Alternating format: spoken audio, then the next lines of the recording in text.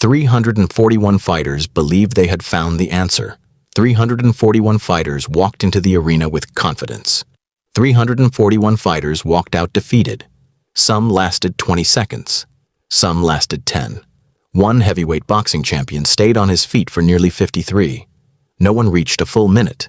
Not once. For almost 3 years, one challenge had traveled from city to city across America. Chicago, Dallas, Seattle, San Francisco. Everywhere the same poster appeared. Survive 1 minute. Win $100,000. The prize was real. The danger was even more real. The money sat inside a black leather briefcase beside the ring at every event. People could see it, almost touch it. But nobody had ever taken it home, because between them stood one man. His name was Carl Richter, 6 feet 6 inches tall, 440 pounds, a former European wrestling champion whose unbelievable strength had become the center of every martial arts conversation in America. Some called him the Fortress. Others preferred another name, the arena's strongest fighter. The nickname wasn't created by newspaper reporters. It came from fighters, men who had stepped into the ring believing technique could overcome strength until they experienced Carl's grip. Those who survived described it the same way. It felt like being trapped beneath a collapsing building. Los Angeles. September 1972, the Grand Olympic Arena. By 7 o'clock that evening, more than 5,000 people filled the seats. The atmosphere was unlike an ordinary sporting event. Professional karate instructors sat beside boxers. Judo champions shared rows with wrestlers. Military instructors quietly discussed strategy, while gamblers argued over betting odds. Everyone had arrived for the same reason. They wanted to know whether history would finally change, or repeat itself once again. The overhead lights dimmed. The conversations disappeared. The spotlight landed on the center of the ring. A deep voice echoed through the arena. Ladies and gentlemen, for 34 consecutive events, our champion has remained undefeated. The audience roared. He has defeated wrestlers, karate masters, kickboxing champions, military combat instructors, and professional boxers. The announcer paused deliberately, then smiled. And tonight, he is waiting for challenger number 342. The spotlight shifted toward the entrance tunnel. Heavy footsteps echoed through the hallway. Boom, boom, boom. Every step sounded heavier than the last. Then, Carl Richter emerged beneath the lights. Even those who had seen photographs weren't prepared. Pictures failed to capture scale. His shoulders looked impossibly wide. His chest seemed carved from stone. His forearms resembled tree trunks. He didn't wave. He didn't smile. He simply walked toward the ring with complete confidence. Confidence built from 3 years without defeat. The audience watched silently. Fear often sounded exactly like silence. Carl climbed through the ropes. Without saying a single word, he picked up a thick wooden practice board resting near the corner. One hand, one squeeze. The board split apart. Not dramatically, almost casually. He dropped the broken pieces onto the canvas. The message required no explanation. Strength. Pure strength. The announcer pointed toward the black briefcase beside the ring. $100,000. If anyone survives 60 seconds, it's yours. He waited. The crowd watched every section of the arena. No movement, no volunteers. Nobody wanted to become another statistic. 341 failures already filled the record book. Then something unexpected happened. Not in the ring, not under the spotlight. But 20 rows back. A quiet conversation ended. A man folded the tournament program in his hands, placed it inside his jacket, then stood. He wasn't large. He wasn't wearing a martial arts uniform. He wore simple black trousers, a dark jacket, plain leather shoes. Nothing about him demanded attention. Until people recognized his face. Someone whispered first, then another, then an entire section turned. Is that? No, it can't be. Another voice answered. It is. Bruce Lee. Within seconds, hundreds of heads turned toward row 20. Bruce stood calmly. His expression revealed nothing. No excitement, no anger, no nervousness. Only curiosity. The same curiosity that had followed him since childhood. He wasn't interested in proving people wrong. He was interested in solving problems. And Carl Richter looked like a very interesting problem. Earlier that afternoon, Bruce had almost decided not to attend. His close friend had called 2 days before. "You should see this guy," Bruce had laughed. "Another strong man? No. This one's different." How different? "They say nobody can survive 1 minute." Bruce had remained silent. His friend recognized the silence immediately. It was never empty. Whenever Bruce became quiet, his mind became louder. "What style does he use?" Bruce finally asked, wrestling mostly. "But honestly, it isn't technique people fear. It's his strength." Bruce asked another question. "The first attack? What about it? Does he wait, or does he force the engagement?" His friend thought for a moment. "He always comes forward. Immediately. Almost everyone backs away." Bruce smiled slightly. "Interesting." That was the last thing he said before hanging up. Now, standing inside the Olympic arena, watching Carl Richter destroy another practice board with one hand, Bruce understood why so many fighters had failed, but he also noticed something almost everyone else ignored. Carl expected fear. He expected retreat. He expected opponents to react exactly the same way. When people become successful enough, they begin expecting yesterday's answer to solve tomorrow's problem. Bruce believed that was dangerous, very dangerous, because certainty often created blindness. The announcer raised the microphone one final time. "Is there anyone brave enough to accept the challenge?" The arena became silent once again. Bruce looked toward the ring, then toward the untouched briefcase, then back at the giant waiting under the lights. A faint smile crossed his face.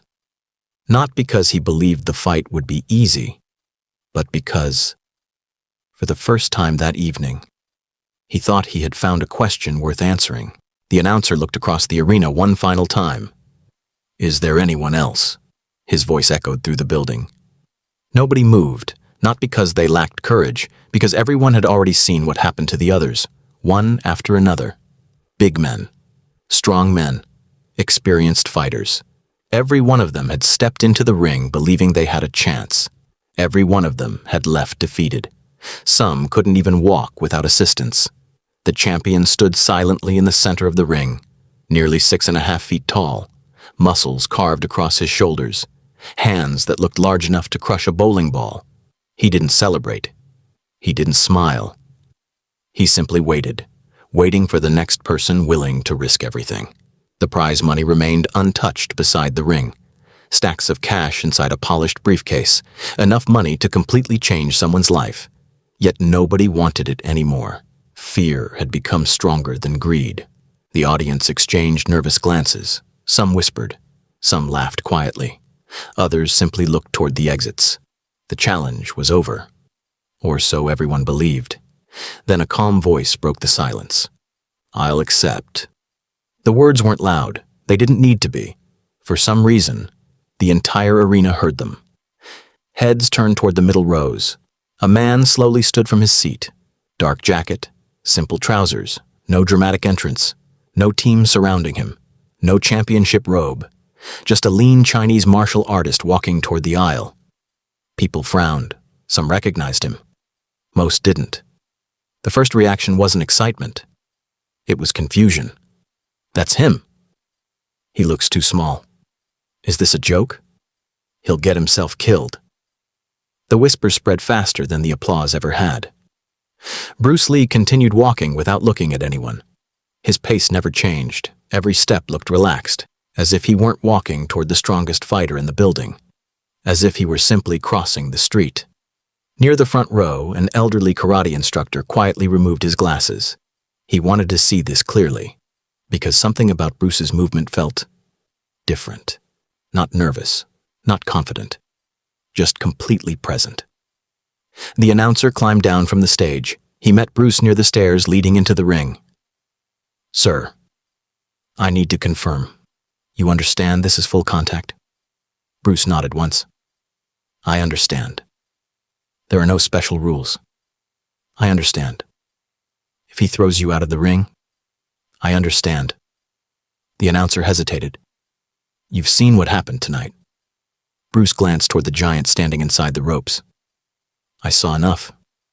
You still wish to continue? Bruce answered with the same calm expression. Yes. The announcer looked almost uncomfortable. Normally, he loved building excitement. Tonight, this felt different. This felt personal. He climbed back into the ring. Ladies and gentlemen, our final challenger. He paused, looking down at the small figure climbing the steps. Bruce Lee. Polite applause. Nothing more. Many people clapped out of sympathy. Others shook their heads. Several spectators refused to watch. A woman near the front quietly whispered to her husband, "This shouldn't be allowed." Inside the ring, the size difference became impossible to ignore. Bruce Lee stood barely shoulder-high compared to the champion. The crowd instinctively compared them. One looked like a heavyweight bodybuilder. The other looked almost lightweight beside him. The contrast was unbelievable. Even photographers stopped taking pictures for a second. The image itself looked impossible. The giant finally looked directly at Bruce. His expression didn't change. He had faced larger opponents, professional wrestlers, military champions, national judo competitors. Compared to them, this man seemed insignificant. He didn't underestimate Bruce because of arrogance. He underestimated him because every physical measurement suggested he should. Height, reach, weight, strength. Everything favored the champion. Everything except one thing. Bruce wasn't studying the man. He was studying movement, the slight shift in his feet, the rhythm of his breathing, the position of his shoulders, the tension inside his hips. Most fighters watched hands. Bruce watched balance, because balance told the truth before punches ever did. The referee stepped between them. He explained the rules. No unnecessary talking. Fight until someone wins. Protect yourself at all times. Both men nodded. The champion cracked his neck once. Bruce simply loosened his shoulders. Nothing dramatic. Nothing theatrical. The audience expected intimidation. Instead, they saw complete calm. That calm confused people more than confidence ever could. A veteran boxing coach sitting ringside leaned toward another trainer. He isn't scared, the trainer replied quietly. No. He's thinking.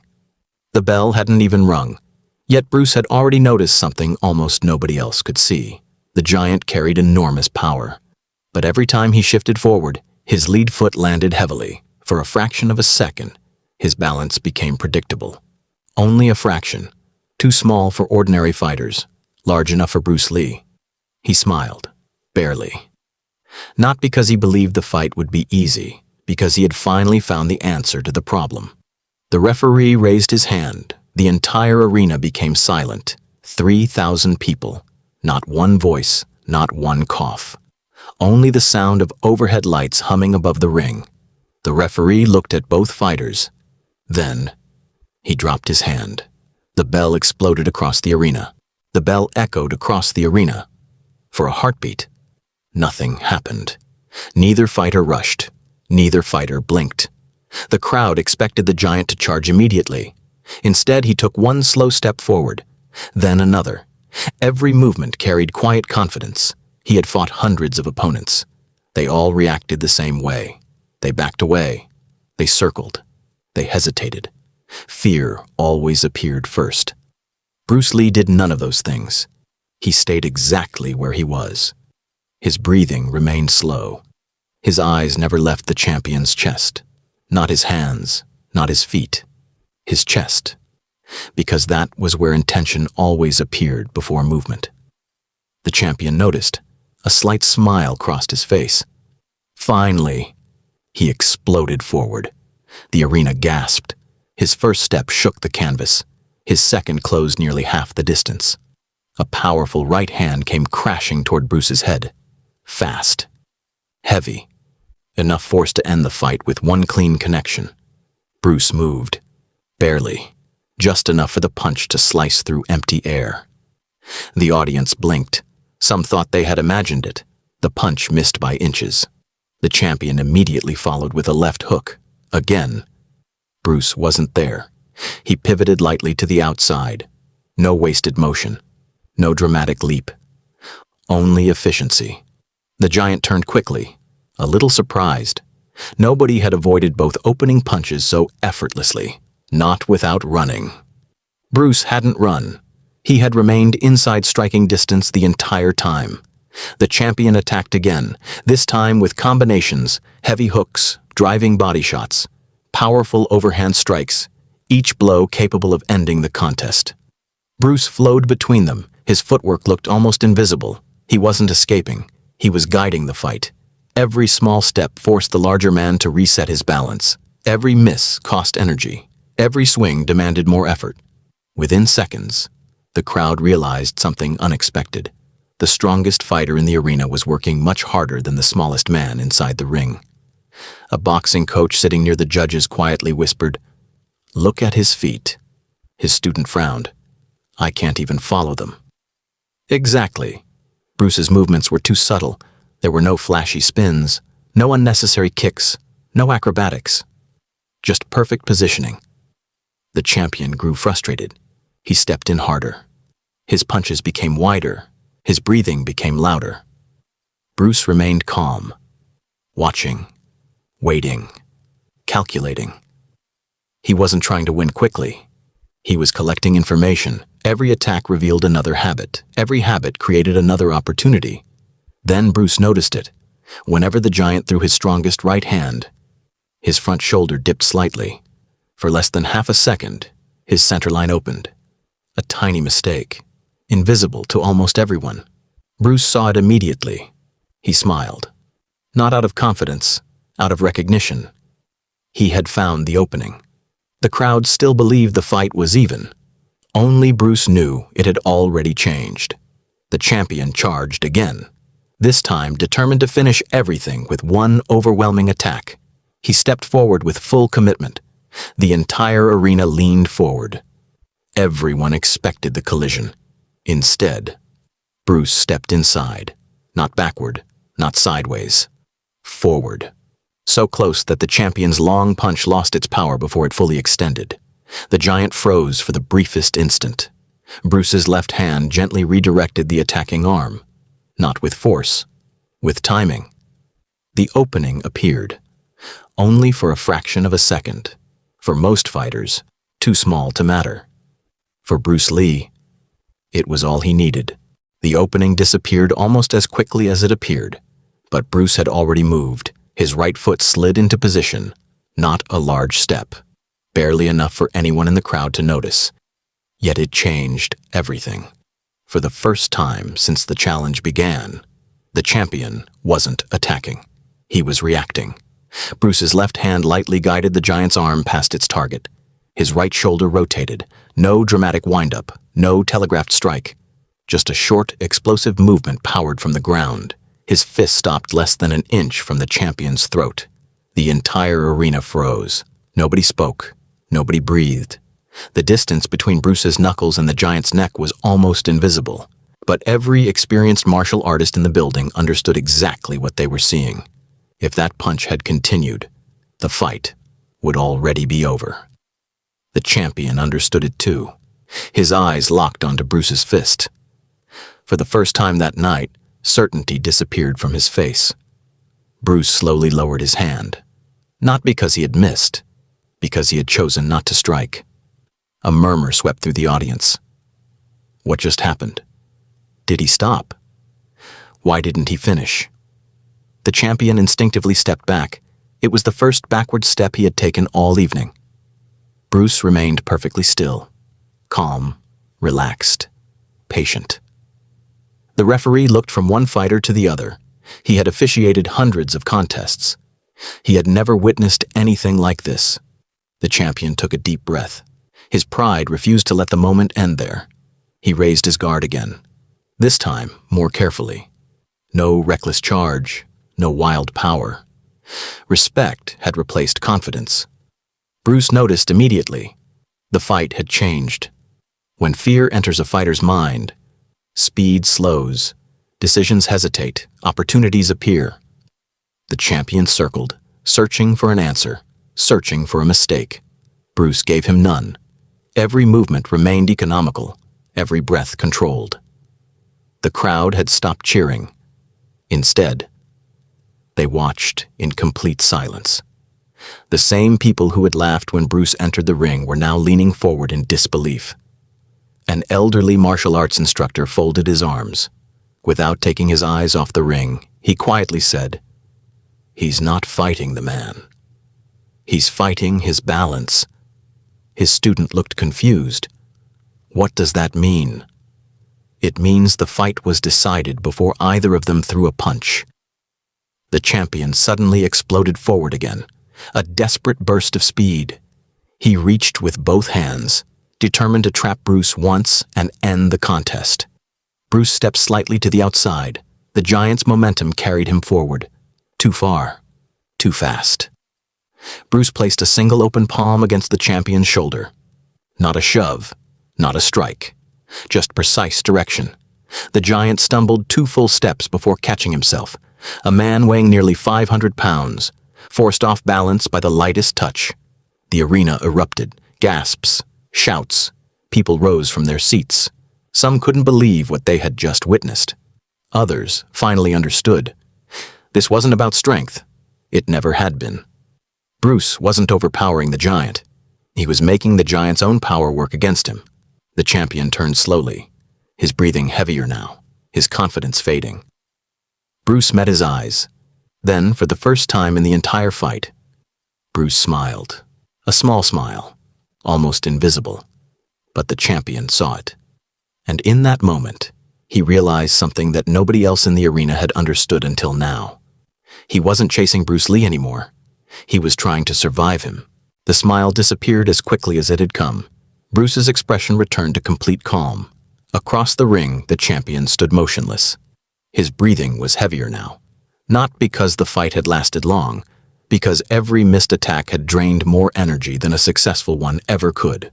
The crowd sensed it. The atmosphere inside the arena had changed. At the beginning of the challenge, every eye had been fixed on the giant. Now, every eye followed Bruce Lee. The referee glanced between them. Neither man spoke. Neither needed to. The next exchange would decide everything. The champion tightened his fists. He abandoned patience. If technique wasn't working, he would rely on overwhelming force. With a roar, he surged forward again, faster than before. His right arm shot toward Bruce's shoulders. His left hand followed immediately, trying to trap him. Bruce waited, not frozen, ready. The distance closed in an instant, at the last possible moment. Bruce stepped diagonally to the outside. The giant's hands closed on empty air. His momentum carried him past the target. Before he could recover, Bruce's fingertips touched his forearm, a tiny movement, barely visible. Yet it redirected the champion's balance just enough to force another awkward step. The audience gasped again. A fighter in the front row shook his head. "He's making it look effortless." Another replied quietly, "It only looks effortless because of thousands of hours of practice." The champion spun around, frustration now visible on his face. He had never experienced this before. Every opponent he had faced had resisted his strength. Bruce wasn't resisting. He was refusing to meet force with force. The realization was unsettling. For the first time in years, the champion hesitated before attacking. Bruce noticed. Hesitation was an opening, not a physical one, a mental one. He took a slow step forward. The crowd couldn't believe it. Instead of retreating, Bruce was advancing. The giant instinctively shifted backward, only half a step. But everyone saw it. The strongest fighter in the arena had given ground. A wave of whispers swept through the seats. "Did you see that?" He backed up. He actually backed up. Bruce stopped just outside striking distance. His posture remained relaxed, his hands lowered. He wasn't trying to intimidate anyone. His confidence came from understanding. The champion launched one final attack. Everything he had left. A powerful overhand strike followed by a driving charge. Bruce moved with perfect timing. One small pivot, one controlled step, one precise angle. The strike missed completely. The champion's momentum carried him forward. Bruce rotated beside him, his open palm rested lightly against the giant's chest. He didn't push hard. He didn't need to. The giant stumbled across the ring before regaining his footing. Silence. Complete silence. 3,000 people stared in disbelief. Then the applause began. One person, then another. Within seconds, the entire arena was on its feet, not cheering for violence, cheering for mastery. They had come expecting a contest of strength. Instead, they had witnessed a lesson in precision, timing, and control. Bruce lowered his hands. The champion looked at him for several long seconds. Then, slowly, he nodded. It wasn't surrender. It was respect. He finally understood what everyone else was beginning to realize. Power alone wasn't enough. Not against someone who understood movement itself. The applause continued long after the movement had stopped. It wasn't loud at first. It grew, row by row, section by section, until the entire arena echoed with the sound of people acknowledging something they had never expected to witness. Bruce didn't celebrate. He didn't raise his arms. He didn't look toward the crowd. His attention remained on the man standing across from him. The champion's chest rose and fell with each deep breath. His frustration had disappeared. In its place was curiosity. He had spent years believing every fight could be solved with greater strength. Tonight, that belief had been challenged. The referee stepped between them. Continue? The champion answered first. Yes. Bruce simply nodded. The referee stepped aside. The crowd fell silent once more. The champion changed his stance, no longer charging, no longer swinging wildly. He moved carefully, testing, searching. Bruce noticed the difference immediately. Respect had replaced overconfidence. Ironically, that made the giant far more dangerous. A disciplined fighter always demanded greater attention than an emotional one. They circled slowly, each waiting for the other to commit. Seconds passed. Neither man rushed. The audience leaned forward. The tension was almost unbearable. Then the champion feinted with his left shoulder. Bruce didn't react. It had been a trap. The giant instantly followed with a powerful right hand. Bruce slipped outside the line of attack by the smallest possible margin. His shoulder brushed past the champion's arm. Nothing more. The punch cut through empty space again. This time, Bruce answered. Not with a knockout blow, not with a combination. Just a single straight punch. Fast, direct, perfectly controlled. It stopped less than an inch from the champion's nose. The giant froze. His eyes crossed slightly as he focused on Bruce's fist. He hadn't even seen it leave Bruce's guard. He only saw where it ended. 1 inch away. Bruce slowly withdrew his hand. The message was unmistakable. I could have landed it. A ripple spread through the audience. Experienced fighters exchanged knowing glances. They understood the language of control. The champion lowered his guard for a brief moment. Then, something unexpected happened. He smiled. Not because he was winning, because he had finally met someone who forced him to think differently. He extended his hand. Not as a trick, as a gesture of respect. Bruce looked at it for a moment, then accepted it. The arena erupted into applause. The referee stepped forward and separated them. The challenge was over. No dramatic knockout. No unconscious fighter lying on the canvas. Only one undeniable truth. The strongest man in the arena had failed to dominate the smallest one, and the smallest fighter had proven he never needed overwhelming power to control the fight. As Bruce turned toward the ropes, the announcer looked at the untouched briefcase, still filled with prize money, still sitting exactly where it had been before the bell. He picked up the microphone. Ladies and gentlemen, for the first time, we have witnessed something none of us believed possible. He didn't defeat strength. He defeated certainty. Bruce paused for only a moment, then quietly climbed out of the ring. Without looking back, Bruce stepped down from the ring as quietly as he had entered it. The applause followed him, not because he had demanded it, because nobody in the arena could ignore what they had just witnessed. The champion remained inside the ropes. He looked toward the center of the ring, the same place where only minutes earlier he had believed another easy victory was inevitable. Now it felt different. The space hadn't changed. He had. The announcer stood with the microphone in his hand, searching for the right words. Nothing sounded big enough. Nothing seemed capable of explaining what everyone had seen. Finally, he spoke. Tonight, we witnessed something greater than a contest. We witnessed understanding overcome power. The audience applauded once again. Bruce continued walking toward the aisle. Halfway there, someone called his name. He stopped. It was the champion, standing in the middle of the ring. He slowly bowed, deeply, without hesitation. The arena became silent. A man who had never bowed to an opponent was bowing now. Bruce returned the bow with equal respect. No words were exchanged. None were necessary. The lesson had already been delivered. As Bruce reached the exit, a young martial artist hurried toward him. He couldn't have been older than 18. Master Lee. Bruce turned. The young man struggled to find the words. How can someone your size stop a man that strong? Bruce smiled gently. Don't fight the man. The student looked confused. Bruce continued. Fight the moment. The moment, Bruce nodded. Strength belongs to the body. Timing belongs to the mind. If you control the moment, you never need to overpower the person. The student stood speechless. Bruce gave a respectful nod and continued walking. Inside the arena, spectators still debated what they had seen. Some insisted it was speed.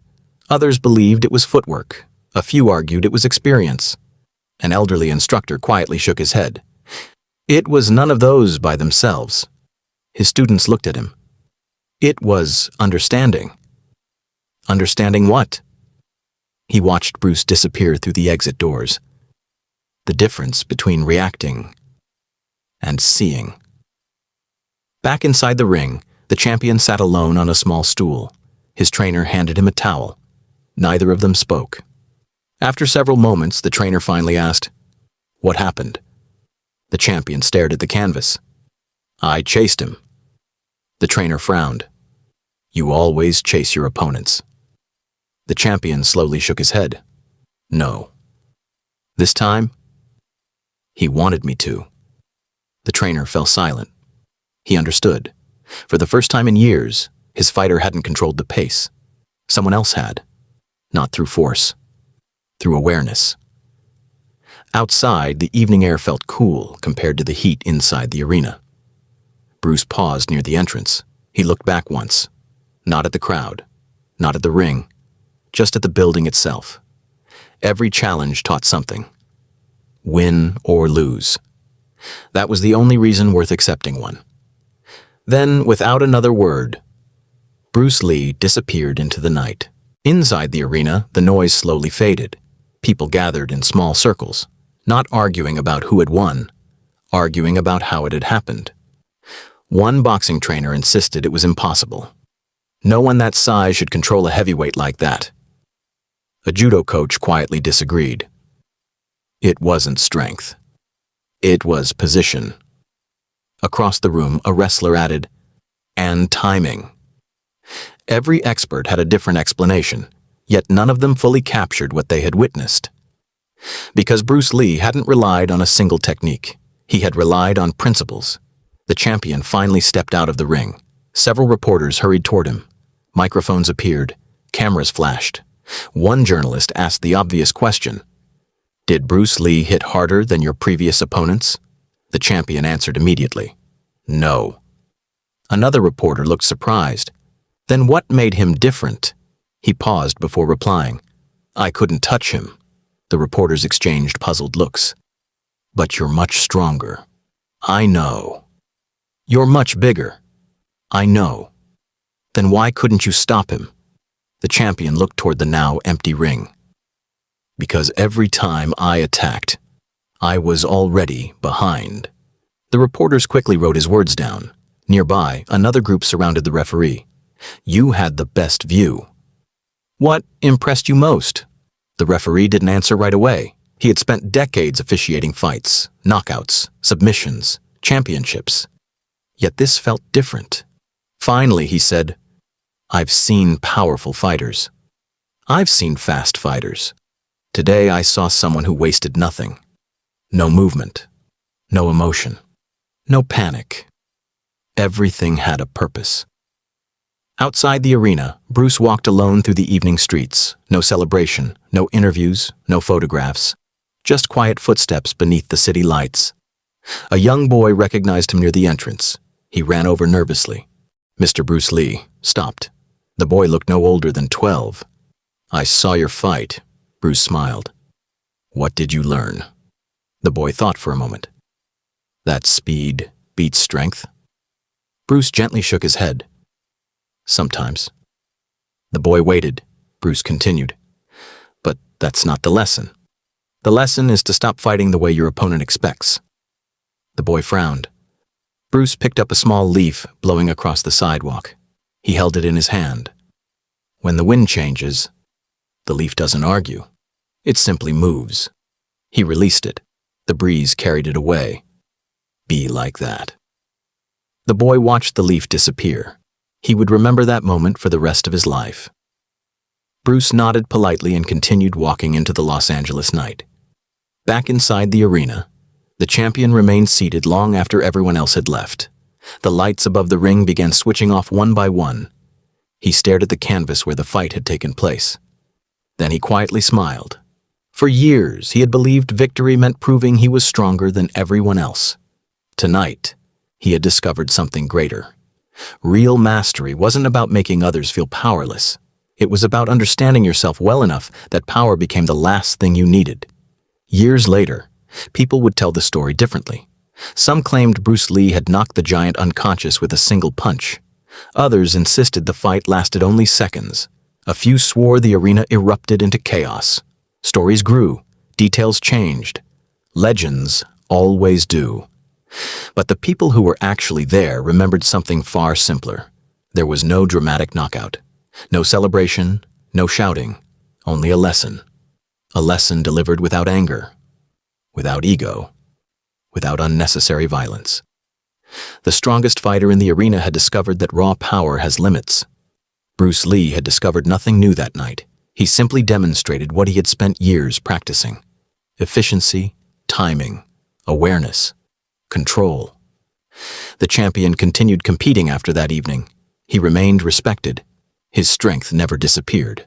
Neither did his reputation. But those closest to him noticed one change. He trained differently. He stopped relying only on power. He began studying movement, balance, distance, patience. Whenever young fighters asked him the secret to becoming stronger, he gave an answer they never expected. Learn to move before you learn to hit. Some understood, most didn't. Bruce never spoke publicly about the challenge. He never claimed another victory, never exaggerated the story. To him, it was simply another opportunity to learn, because every opponent, no matter how large, had something to teach. That philosophy became the foundation of everything he believed, not to defeat people, but to understand them, not to prove superiority, but to remove limitation. As one of Bruce's students later recalled, the remarkable thing wasn't that he could defeat stronger men. It was that he never needed to humiliate them. Respect came first, skill came second, ego came last. That was the difference. Long after the arena had emptied, the lights were switched off. The ring stood silent. The prize money remained untouched. The ropes stopped moving. The echoes faded. But one image stayed in the minds of everyone who witnessed it. A man half the size of his opponent, standing completely relaxed, while the strongest fighter in the arena realized that strength alone wasn't enough. Bruce Lee often said that water could flow, or it could crash. It could adapt to any shape, find any opening, overcome obstacles without trying to overpower them. That night, the crowd finally understood what he meant, not because they heard the words, because they saw them. One movement, one moment, one lesson, and an entire arena left believing something different than when they arrived.